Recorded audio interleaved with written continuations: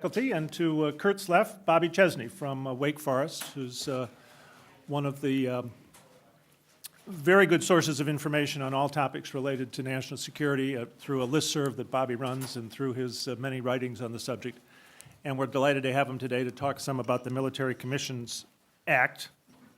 I'm going to lead us off by setting the stage for the act that Congress passed in October of 2006, and then Bobby will talk about some of the jurisdiction stripping and habeas restricting provisions of the Act, and then Kurt will wind up with a discussion of the Geneva Convention and whether the Act sets up a regime that complies with it. That will leave other very interesting questions about the Commissions Act unattended to. It's a very dense legislative set of provisions, and we can't cover them all in a lunch session today, but if you have questions about things we don't mention, be sure to raise them in the question and answer period, and we'll be happy to say we're not informed enough to answer those questions. So November of 2001, Salim Ahmed Hamdan was taken into custody in Afghanistan. 7 months later, he was transported by the Defense Department to its detention facility in Guantanamo. A year after that, President Bush designated him for trial by military commission by virtue of his being considered an unlawful enemy combatant. Now, the commission before which Hamdan was to be tried had been established pursuant to President Bush's Military Order No. 1, which issued on November 13, 2001, after the 9/11 attacks. This order was designated a military order in order to emphasize that the President was acting pursuant to his authority as Commander-in-Chief of the Armed Services. It provides for the prosecution of unlawful enemy combatants who violated the laws of war or committed other crimes triable before a military commission. Subsequent DoD orders supplementing the President's laid out the procedural framework for the commissions and also enumerated some of the crimes considered to be eligible for trial by commission. Included among those was the crime of conspiracy to commit offenses triable by military commission. Eventually, that was the single charge, the charge of conspiracy, with which Hamdan was charged before the commission that was to hear his case. Hamdan admits to being Osama bin Laden's driver and bodyguard, but he denies involvement in terrorism, and he asserts he is innocent of the conspiracy charge. In June 2004, he filed a writ of mandamus, or in the alternative habeas corpus, with the Judge Robertson in the United States District Court for the District of Columbia, challenging the ability of the United States to try him before a military commission, asserting that such commissions were not duly constituted pursuant to the laws of the United States, and that they violated the safeguards for detainees contained in the Geneva Convention. The case ultimately reaches the Supreme Court, which handed down its decision last June, and by a 5-3 vote, with the Chief Justice recusing himself because he had participated in the appellate review of this case before he was elevated to the court agreed with Hamdan. The arguments upon which a majority of the court agreed were based on an interpretation of a statute, 10 U.S. Code Section 821, which is part of the Uniform Code of Military Justice. That statute is a verbatim repetition of old Article 15 of the Articles of War that were in place in World War II. It recognizes the concurrent jurisdiction of courts-martials and of military commissions to try, quote, offenders or offenses that by statute or by law of war may be tried by such military commissions. In the 1942 decision that upheld the trial of Nazi saboteurs by military commission, the Quirin decision, the Supreme Court had interpreted this same language to constitute a congressional authorization for military commissions. Subsequently, when Congress codified the UCMJ in 1950, the drafters incorporated this language from Article 15, as I say verbatim, into Section 821, precisely because it had been given this interpretation as recognizing military commissions by the Supreme Court. Although Quirin has been much criticized in its holding, the court in Hamdan itself called the holding controversial. The Hamdan court declined to revisit Quirin. Remarkably, however, it found in this statutory grant of authority to establish commissions important limitations on the rules that these commissions must abide by if they are to be duly constituted pursuant to 821. In particular, trying persons who may be tried pursuant to the law of war turns out to require complying with the law of war in those trials. But the law of war includes the Geneva Convention, and Common Article 3 requires Hamdan to be tried by a, quote, regularly constituted court. The Supreme Court concluded that the military commissions were not such regularly constituted courts to comply with Common Article 3 and found them to be unauthorized for that reason, among others. A plurality of the justices, 4, also concluded that certain procedures to be used by the military commissions failed to provide all the judicial guarantees which are recognized as indispensable by civilized people, another requirement of the Geneva Convention. Besides these shortcomings in light of international law, a majority read another provision of the UCMJ to require that the procedures for military commissions and for courts-martial be uniform insofar as practicable. But the procedures for military commissions and courts-martial as established under the UCMJ on the one hand and the President's military order on the other are different in significant ways. And a majority concluded that the U.S. had not established the impracticability of making them more uniform, and therefore found that to be a second ground on which to rule that the commission could not try Hamdan's case. In its anticipation, Hamdan had been thought to be a potential vehicle for the Supreme Court to weigh in on some significant constitutional questions, especially with respect to the allocation of authority between Congress and the President under our system of separation of powers. As rendered, however, the case rested entirely on statutory grounds and amounted to an open invitation for the administration to proceed to Congress to revise the laws to authorize military commissions to try people like Hamdan. In fact, Justice Breyer did invite that course of action explicitly in his concurring opinion. So that's what the administration did after Hamdan came down. It went to Congress and sought statutory revisions that would remove the lack of statutory authorization that the court had found and replace them with a regime that sanctioned military commissions to go forward. After some high-visibility negotiations between the White House and Senators McCain, Graham, Collins, and Warner, the result was the Military Commissions Act of 2006, which was signed into law on October 16 of last year. That's the run-up to the provisions that are now being interpreted and implemented in many courts of the land, including Judge Robertson's. Judge Robertson has subsequently revisited the Hamdan case and has concluded that because of the jurisdiction-limiting provisions of the MCA, that Hamdan no longer has access to the judicial system to seek review of his status through the vehicle of a mandamus or a habeas corpus petition, and late last year ruled that Judge Robertson, had to dismiss Hamdan's case. So that's one immediate consequence, and it leads us into a discussion of those provisions of the MCA that limit the jurisdiction of the federal courts to review commission decisions. And for that, I turn the podium, the microphone, over to Bobby. Thanks, Chris. Thanks very much for including me today. It's always a pleasure to come over here, and thanks to all of you guys for coming out this morning.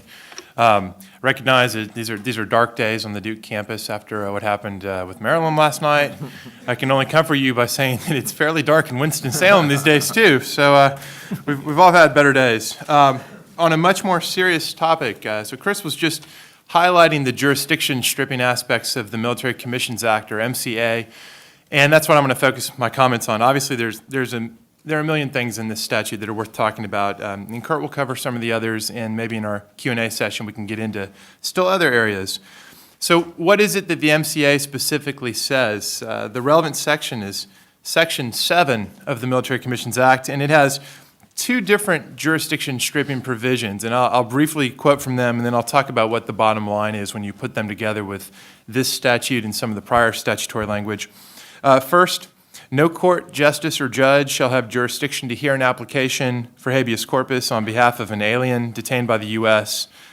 if that person's been determined by the U.S. to have been properly detained as an enemy combatant or is at least awaiting such a determination. So, first provision, no habeas for those who've been categorized as enemy combatants and who've had that determination confirmed or are awaiting a confirmation. Secondly, the same provision goes on to provide that except as provided in the Detainee Treatment Act of 2005, no court, justice, or judge shall have jurisdiction to hear or consider any other action against the U.S. or its agents relating to any aspect of detention, transfer, treatment, trial, or conditions of confinement of an alien who fits into that same enemy combatant category. So a lot of jurisdiction stripping going on. The net effect of it all is to terminate or preclude or purport to terminate and preclude all civil litigation. And here, of course, we're talking about not just habeas corpus petitions, but damages actions, declaratory judgment actions, what have you, brought by aliens whom the government has classified as an enemy combatant. At the same time, you also have a little bit of jurisdiction given back by the Section 7 framework. In particular, the Section 7 framework incorporates, by reference, the Detainee Treatment Act's provision that entitled the D.C. Circuit Court of Appeals to exercise exclusive jurisdiction in two categories of cases. One category would be the review of a determination made by a Combatant Status Review Tribunal, which I'm going to call a CSIRT. What is it that a CSIRT does? A CSIRT is the military system for confirming an enemy combatant status determination. In other words, its job is to decide whether or not a detainee has properly been categorized as an enemy combatant. Note that its job is not to decide whether you're entitled to POW status versus protected person status or any other status or lack of status under the law of war. The idea is here to determine if you belong in the category of the enemy or not. You can appeal the CSIRT's determination to the D.C. Circuit under this framework. I'll come back to that point in a moment. It's a fairly important point. It means that there is judicial review in the D.C. Circuit and then from there to the Supreme Court of the fundamental question of whether you're properly categorized as an enemy combatant. Secondly, the D.C. Circuit can review the final verdicts of the military commission process. So, as I think many of you will know, it's a separate question from detention whether you're going to be prosecuted for a war crime in this current framework. If you are prosecuted for a war crime, it's before a military commission. Lots of controversy there, which we can talk about. Here, the D.C. Circuit is given authority to review the final determinations of the military commission war crime process when those were to arise. Now, in practical terms, this means that there will be no litigation whatsoever relating to interrogation techniques, other condition of confinement issues, maybe forced feedings to prevent starvation, renditions. I'm sure many of you have heard about extraordinary rendition. This will terminate civil suits arising out of rendition. It obviously cuts back a lot on jurisdiction in a lot of ways. And, of course, it's controversial for that reason. So a series of questions arise, and what I have in mind to do for you here in the time that I've got is to offer for you a snapshot of the analytical path you've got to go down to resolve all these issues. And I think by doing so, you'll have a pretty good glimpse as to how a court would have to work through these issues. First of all, there's a question that was a big issue under the old Detainee Treatment Act, which was, does the statutory framework even apply to pending cases? Because if not, then we have relatively much ado about nothing.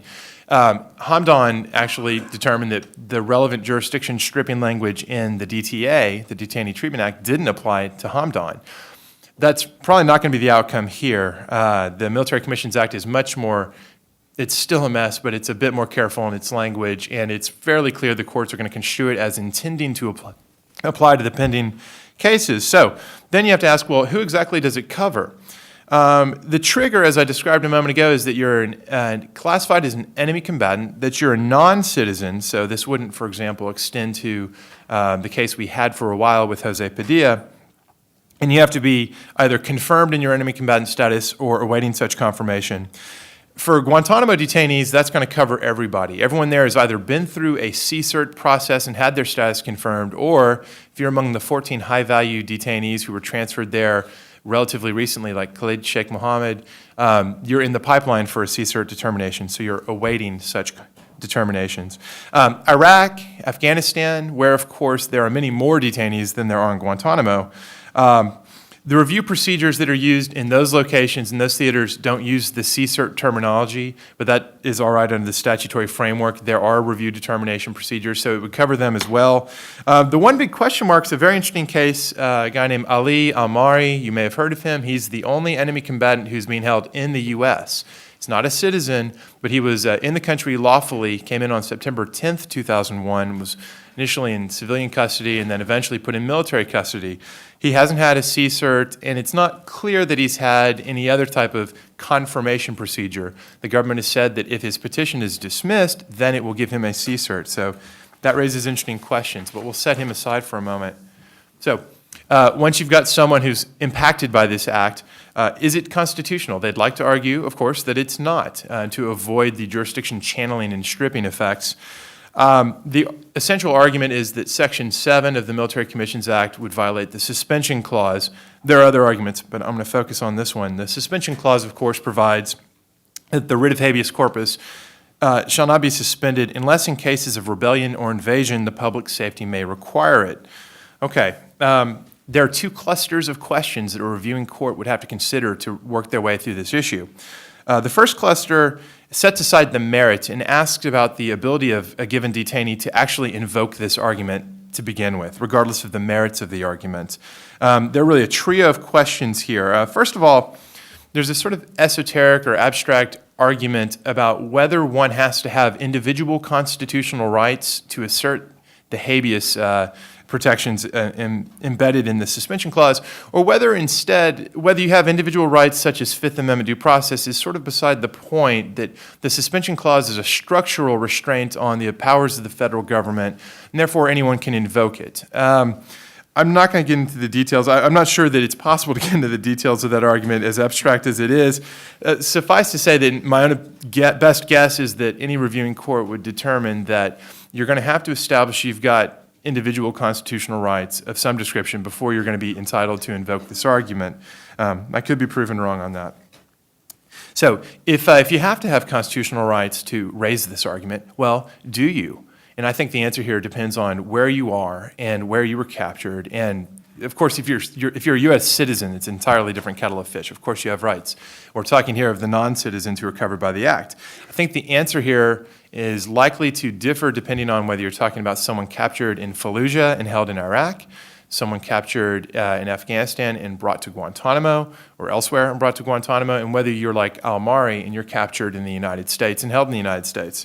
Let me note that the district court in D.C. has actually grappled with this issue and split right down the middle, with one judge saying that Guantanamo detainees, by virtue of the special degree of control and exclusive control the U.S. exercises there, it's essentially the equivalent of a trust territory, a place where fundamental rights, even if not all constitutional rights, but fundamental rights, would extend to a detainee.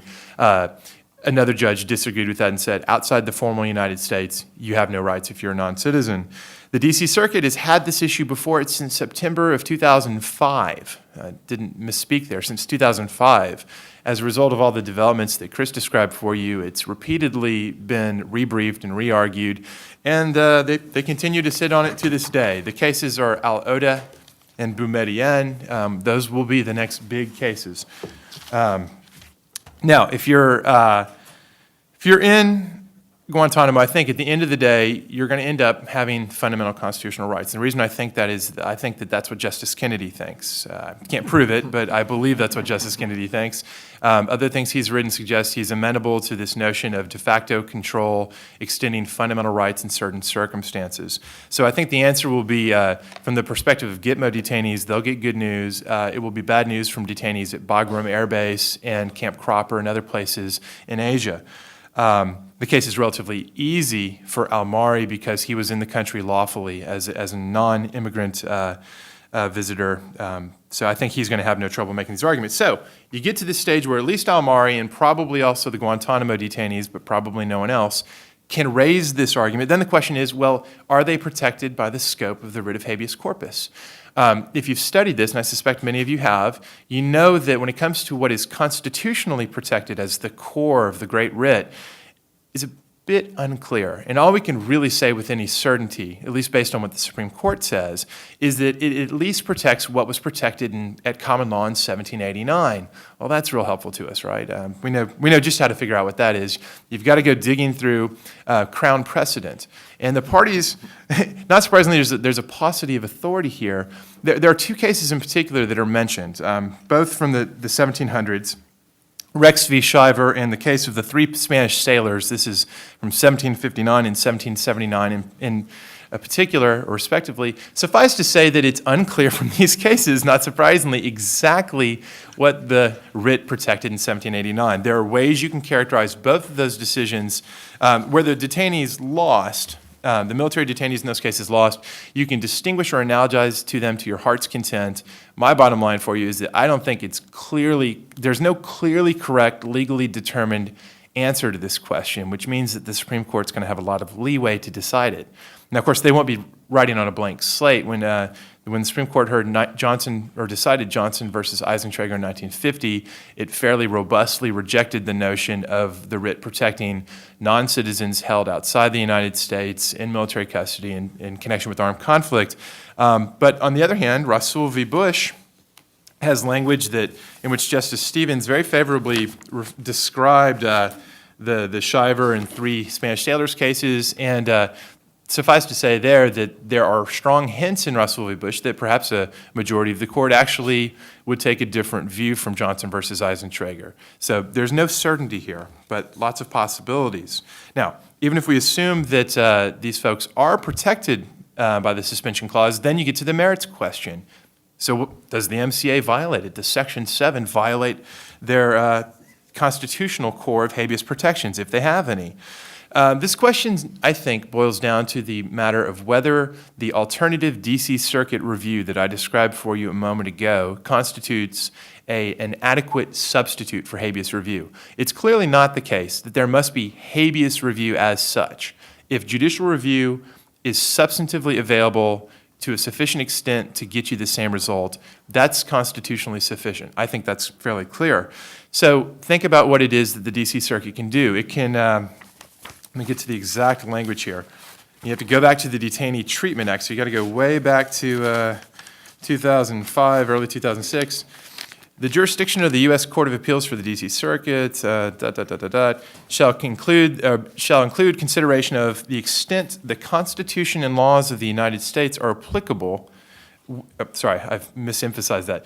They were careful not to take a position on whether the Constitution was applicable. They said, to the extent the Constitution and laws of the United States are applicable, then the D.C. Circuit can review whether the use of CSIRT procedures and standards to make the determination of enemy combatant status is consistent with the Constitution and laws of the United States. Now, if you get to this point, it must be the case, or it's likely the case, you've determined that these folks have due process rights. So what you get then at this point is the D.C. Circuit conducting due process review of the CSIRT determination. Given that I think the very hard core of habeas review was to test the legality of the detention, there's a very strong argument that DTA review actually does suffice to discharge the constitutional core of habeas review. So it may be that the detainees will win all through these threshold steps and then be told, in effect, there's no habeas violation, the D.C. Circuit review is sufficient. Let me stop there. I probably rambled on too long and just highlight one or two other things. If the court is to determine, and ultimately the Supreme Court will have to determine, that D.C. Circuit review is insufficient to constitute core constitutional habeas review, and I should add that probably the strongest argument for why it may not is it may not be the case that the detainees will be permitted to put on new evidence or different evidence before the D.C. Circuit, in which case you can make an argument that this isn't like habeas review at all. But so if a court goes that route and says that the Section 7 jurisdiction stripping framework is unconstitutional, or for that, let me back up, constitutes a suspension, then does it violate the suspension clause? And here it's important to note that Congress did not purport to invoke its suspension clause powers. It did very clearly and expressly remove habeas jurisdiction. but it did not invoke the standards, the rebellion or invasion qualifications, the public safety standard of the suspension clause. The government initially didn't defend it on this grounds.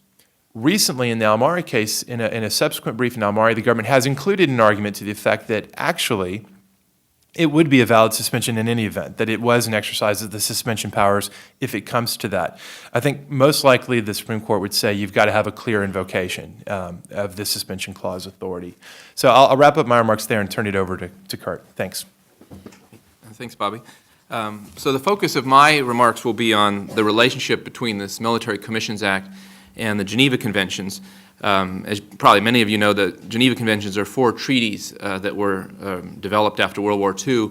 They address the interaction typically between military authorities and classes of people, including prisoners during armed conflict. The United States is certainly a party to these treaties, joined these treaties in the mid-1950s. As Chris was describing earlier, in the Hamdan case from last summer, the Supreme Court found that the military commissions that the Bush administration had established after 9/11 did not meet certain requirements that at least implicitly had been mandated by Congress, and these included compliance with procedures mandated under the laws of war, which the Supreme Court said included provisions in Common Article 3 of the Geneva Conventions. This is an article that appears in each of the 4 Geneva Conventions, and the provision they were particularly focusing on says that you cannot pass sentences or carry out executions without previous judgment pronounced by a regularly constituted court, affording all the judicial guarantees which are recognized as indispensable by civilized peoples. So there was a perceived violation of Common Article 3 of the Geneva Conventions as one of the problems with the commissions that had been established.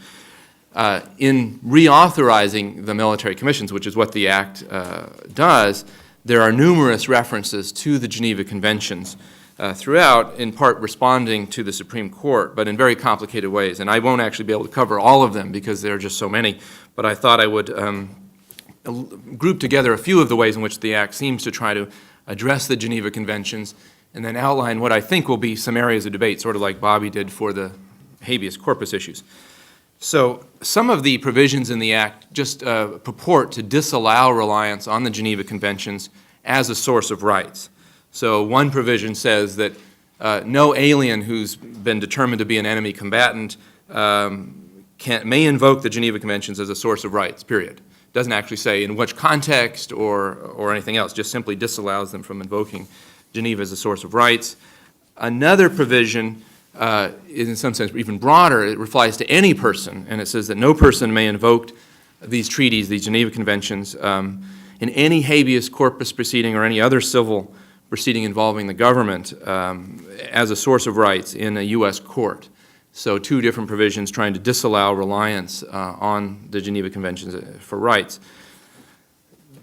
A different part of the Act amends another statute, which we haven't mentioned yet, which is the War Crimes Act. This is a criminal statute that was established in the 1990s that criminalizes various war crimes.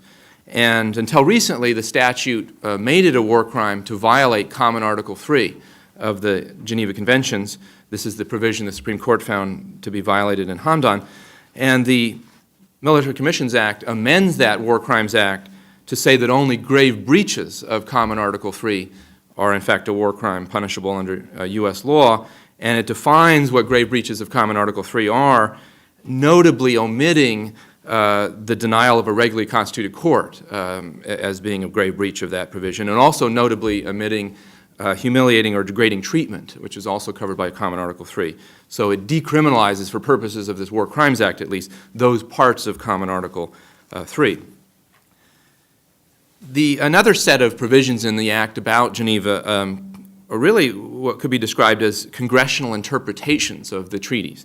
So the Military Commissions Act simply asserts in one provision that commissions established under the Act in accordance with its terms simply do satisfy Common Article 3's provision about a regularly constituted court. So Congress just asserts that if you do what's in this Act, it will satisfy the treaty obligation. There's another provision that goes back to this War Crimes Act, and it says the amended version of the War Crimes Act, which now reduces the coverage of Common Article 3, does satisfy U.S. obligations to criminalize certain breaches of the Geneva Convention. So again, just asserts that what's in the Act is enough to meet international obligations. And then a provision that could turn out to be quite significant, the Act declares that the President has the authority for the United States to interpret the meaning and application of the Geneva Conventions. So possibly a delegation of some interpretive authority to the President with respect to those treaties. So there are actually other provisions, like I said, but those are, I think, a few of the highlights. So provisions trying to take away the ability to invoke the treaties in terms of giving rights, some reduction in the war crimes coverage of Common Article 3, and statements by Congress about how the Act will satisfy obligations on the Geneva Conventions. Here are some of the issues I think will come up in trying to figure out the relationship between these treaties and the Act.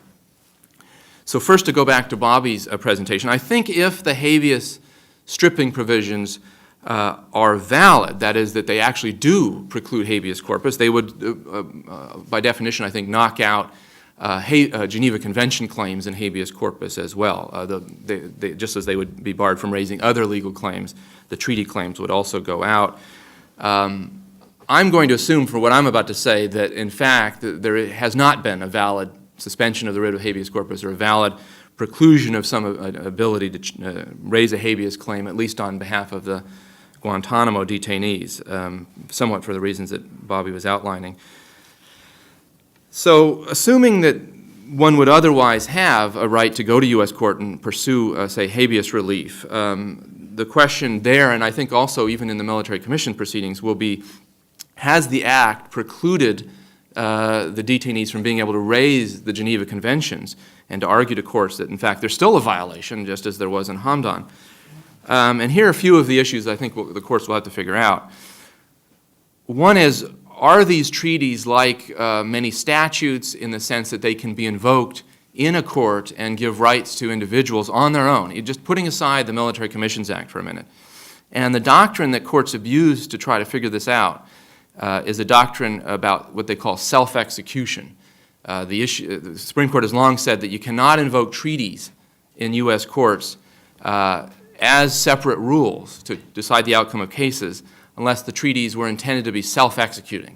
That is, there's a lot of complicated dialogue about what that means, but essentially it means, was this treaty intended to be judicially enforceable, I think is the ultimate inquiry. And the court in Hamdan did not decide that issue. The Supreme Court in Hamdan said they could look to Common Article 3 because Congress had implicitly incorporated that in the Uniform Code of Military Justice. Now Congress has said, you don't need, in effect, you don't need to worry about the Uniform Code of Military Justice, that as long as you comply with the MCA, that's going to be good enough. So the question is, can the litigants pull in the Geneva Conventions on their own without some sort of congressional hook that they had in the Hamdan case? And I think there are arguments both ways. The argument against them being able to do that, I think, would emphasize that the nature of these treaties are about the military's interaction with classes of people, and that by that nature, they're really not directed at domestic courts, that these treaties are really directed at the military, Congress's regulation of the military, which it, of course, has done, and perhaps also just diplomatic channels as well. And that these, just by the very nature of what they're regulating, that they're not designed for civilian courts to operate upon.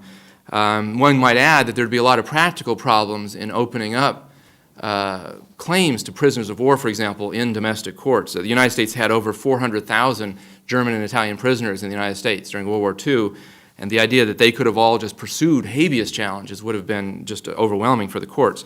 And the Geneva Conventions were drafted against the backdrop of the World War II experience. And there is, in fact, precedent that adopts what I just said, this Johnson versus Eisentrager case you've heard about, which is a 1950 case, which comes out of World War II. The Supreme Court, it's only in a footnote, so people will try to argue that maybe we shouldn't give this too much weight, says that the earlier Geneva Convention from the 1920s, which was the predecessor to these Geneva Conventions, is not self-executing. That is not something that can be invoked by litigants in courts unless Congress has incorporated it. And Justice Jackson, who wrote the opinion, talks about the scheme of the convention is really to have it observed and enforced among political and military authorities and not to be vindicated through civilian courts. And I would note that since the Geneva Conventions were drafted and ratified after this Eisentrager case, and they don't themselves have anything saying anything about civilian court review, one might assume that at least the U.S. treaty makers were drafting the conventions with Eisentrager in mind, and one might even assume they thought that was the law unless they wanted to change it, which is that there isn't judicial enforcement. So I think that will be an initial hurdle. Hamdan didn't decide it. If the answer is you cannot invoke it without Congress, then I think those Geneva Convention claims are a non-starter, since now Congress has taken away the statutory hook that used to exist. But let's assume that this will be debated, and it might be that the court would back off from the Johnson versus Eisentrager footnote, note that at least some provisions like Common Article 3 are really designed to help detainees, and that at least some of those rights should be cognizable in court. Another major issue, I think, will be whether Congress has overridden, in effect, what would otherwise be the effect of the Geneva Conventions in some of the provisions that I've described. And another doctrine in U.S. courts is something called the last-in-time rule, which says that Congress does have the ability to override a treaty for purposes of what U.S. courts can apply. And the question will be, has Congress, in effect, in the MCA, overridden any otherwise applicable Geneva Convention provisions, or at least has Congress disallowed the courts from treating these as provisions that can be enforced. And Congress certainly could override the Geneva Convention. Now, interestingly, there's a provision in the MCA that says that Congress thinks that everything it's done is actually consistent with the Geneva Conventions, in fact, declares that to be the case. So I think a court could reasonably decide that this is not a statute designed to use this last-in-time rule and override the treaties. Congress could have done that, but appears to have tried not to do that. But it may be that a lesser exercise of authority has occurred here, which is just an ability to take U.S. courts out of the enforcement of the treaties, even again assuming that they're self-executing and otherwise might be invocable in U.S. courts. And I think there'll be a debate about whether Congress can effectively turn off the enforceability of treaties in the judiciary. I won't go through all the details. My own view is that there's a decent argument that they can, and we do know that the Senate, when it ratifies treaties, often does nowadays turn off the self-execution part of treaties and really mandates that those treaties be dealt with by the political branches. And the question will be whether Congress, I think, has a similar authority to the Senate. But we can talk about that in the questions if you want later. I wanted to say a word about something where I think the Act runs into more difficulty. So my own guess, my 2 cents worth, is that so far I think the Act probably succeeds in cutting off some Geneva Convention claims.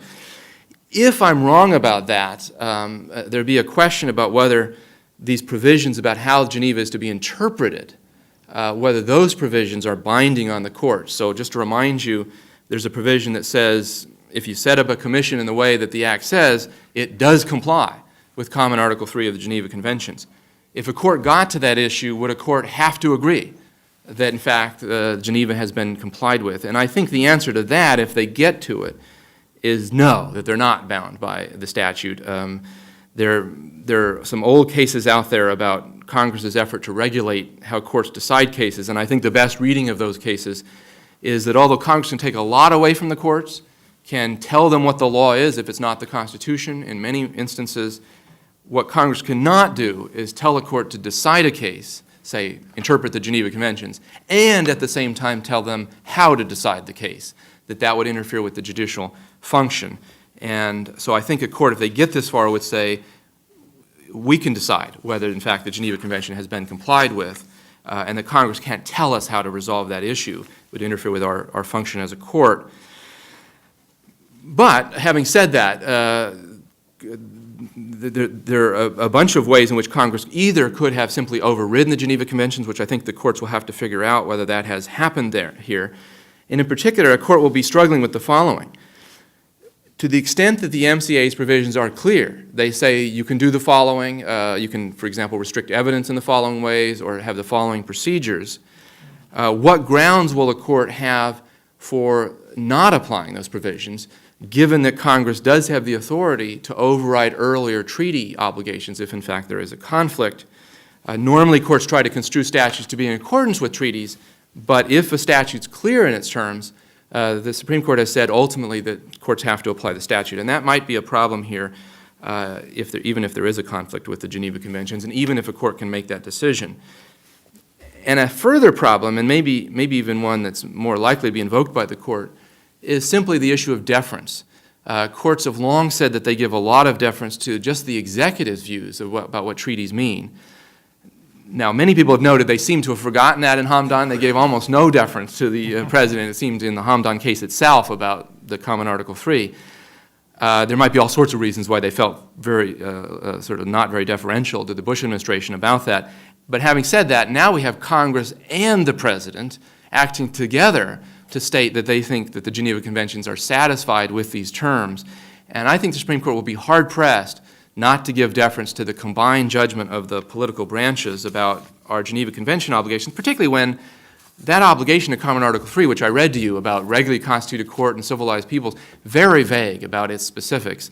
So when you have a very ambiguous treaty obligation and both of the political branches saying that they think it means the following, I think the courts will give a lot of weight to that. And then you add in the fact that they've said the president, they're delegating to the president, in effect, some interpretive authority. Courts often give deference to executive agencies and the president when there's that kind of delegation. So that might end up, if they get to the Geneva Conventions, being the decisive blow against litigants, because courts might feel compelled to adopt what Congress has said as a matter of deference. And then let me conclude on a note. You might be interested to talk about or think about, does the Act really comply with Geneva? Put aside this issue I said of deference, they'll probably accept what the Congress and the President have said. What's the right answer? If we didn't have to defer to the Congress and the President, does this Act trample the treaty rights that Hamdan had recognized and applied? It's a complicated question. My view on this one is probably not. That if all we're looking at least is Common Article 3 and this reference to regularly constituted courts, I've looked, for example, at the Red Cross commentary, which is the official commentary on the Geneva Conventions written after the conventions were established in the 50s. And really what it looks like the drafters were trying to get at with this provision is the most summary of justice. It is somebody being pulled off of the battlefield, given the 5-minute hearing, then executed on the spot. I mean, they're really thinking about that kind of any lack of any civilized process.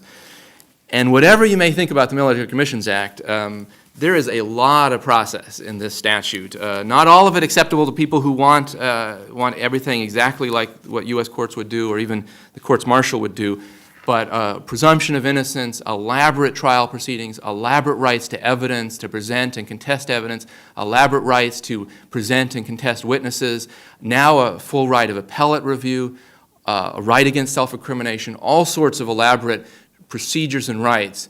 And if the test is pretty minimal, which I think Common Article 3's test is, I think these guarantees probably suffice to satisfy that minimum. Whether they're enough as a policy matter, whether the United States ought to be doing more, I think very important questions. But my guess is this act would satisfy Common Article 3 if we ever get to that question in the courts. And I think for the reasons I've described, there are a bunch of barriers in the way of even getting to that at the end of the day. Well, thank you both. Okay, we've gotten down in the weeds of some fairly complicated federal courts questions. Open it up for your questions now. Yeah. Yeah, does the CSERT, is there a sort of time requirement on the review of enemy combatant status, or can they just, do they have discretion in determining when they're going to do that? Can they hold somebody indefinitely and not review? Right. If the gateway to federal court review is to have your CSERT, what if they just decide not to give you a CSERT? And in fact, that's the argument that Al-Amari is making. He's been in military custody for a couple of years, has not been given a CSERT, or maybe not its equivalent. I don't know for sure about that. And he says, in effect, there's nothing actually that requires them to ever do it. In fact, there was no prospect they were going to do it for me until this litigation arose. So he says, at least as to me, in my particular situation, the D.C. Circuit review is illusory. So habeas has clearly been suspended as to me. The Guantanamo detainees can't make that argument. There is nothing that the CSERTs are only required by departmental regulation and by the Detainee Treatment Act as to Guantanamo. So there is some ability or some theoretical possibility of exactly what you just described.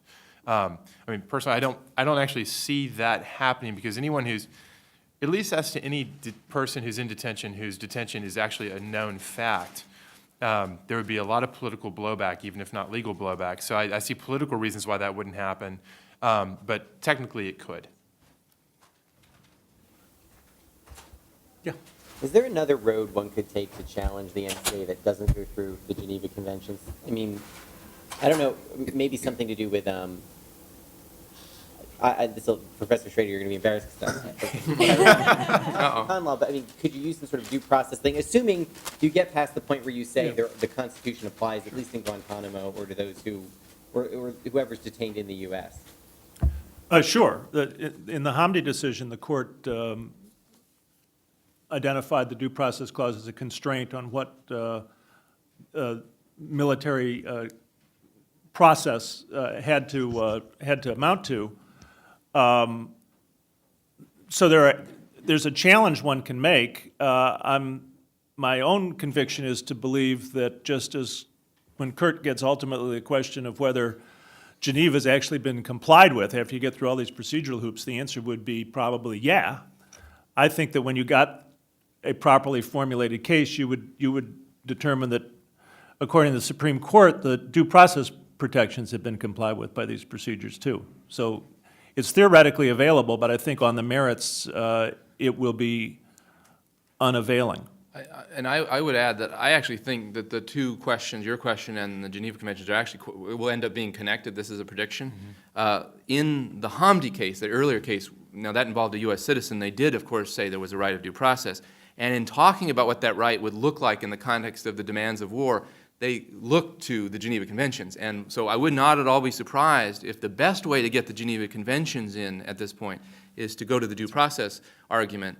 But they'll be very flexible, I think, about what the requirements are, and pretty tolerant, maybe even more than they were in Hamdi. And Hamdi didn't impose a lot of due process. And if they just take you back to the Geneva Convention, then they may say it's very minimal as to the Guantanamo detainees. But that would be my guess, actually is now the best way to bring in Geneva is through interpretation of the due process clause. And as Bobby said, I actually think that there's a decent argument you'll get that far, because I think the court will say that minimal due process rights extend to where the U.S. has such control, like in Guantanamo. That would be my prediction. Yeah, I'd agree with all that. I'd say that there's a tendency to think that the $1 million goal for the detainees is to establish they have due process rights.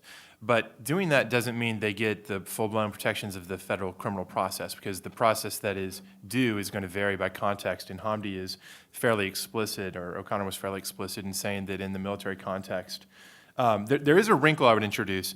That line of thinking, that you get to the due process point, you look to Geneva, and you find the law of war really doesn't, frankly, doesn't require a lot of process. The whole idea is to get away, run fewer risks of false negatives and worry less about the false positives.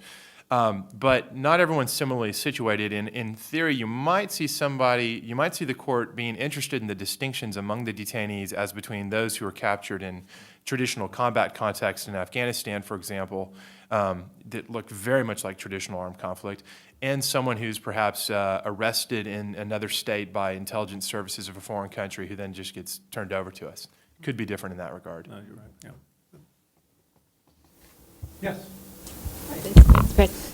I'm curious in what you think the impact of the Military Commissions Act is for the rules against torture in the Detainee Treatment Act. So if you look at the opening provision of the Detainee Treatment Act, where we have, a congressional hook for saying that we will not torture anyone anywhere in U.S. custody, and yet we've barred the courts from any regard to things like force feeding or conditions of treatment or conditions of detention.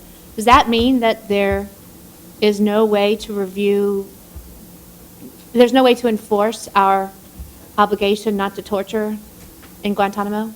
Well, let me jump in on that.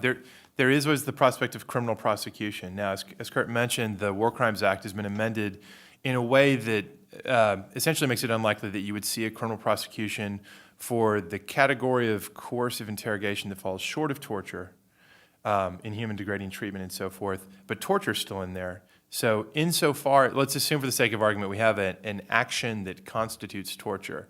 The person who commits that action, the interrogator who uses that action, does so under the shadow of potential criminal prosecution. And while they may feel comfort in one administration, they might not feel comfort in the future. And so as to torture itself, that the criminal, and I think actually the criminal prosecutive risk is actually the one that probably speaks most clearly, as opposed to civil liability for interrogators. I don't have anything empirical to base that on. I just think that's true.